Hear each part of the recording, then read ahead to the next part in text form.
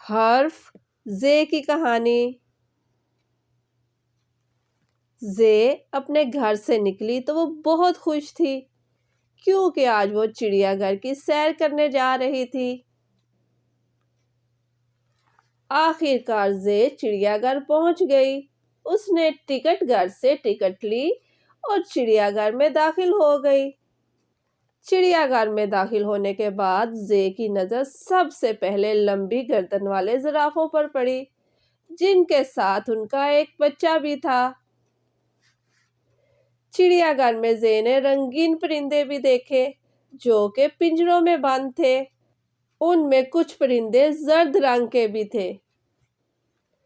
زے نے پانی میں 3 دریائی گھوڑے دیکھے جن میں سے ایک نے اپنا منہ کھولا ہوا تھا اور اس کی بڑی سی زبان نظر آ رہی تھی۔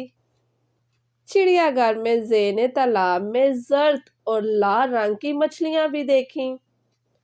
چڑیا گھر میں زے نے دیکھا کہ ایک بچہ بندر کو کھانے کے لیے کچھ دے رہا ہے جس کی وجہ سے بندر نے بچے کا ہاتھ مضبوطی سے پکڑ لیا ہے اور زور لگانے کے باوجود بندر بچے کا ہاتھ نہیں چھوڑ رہا۔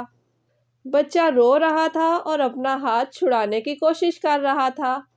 زے نے بندر سے بچے کا ہاتھ چھڑایا اور اسے سمجھایا کہ چڑیا گھر میں جانوروں کے پنجروں سے فاصلہ رکھنا چاہیے تاکہ جانوروں اور ہمیں کوئی نقصان نہ پہنچے۔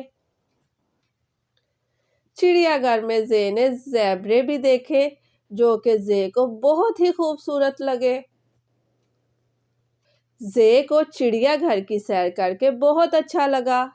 زے چڑیا گھر کی سیر کر کے اپنے گھر واپس آ گئی۔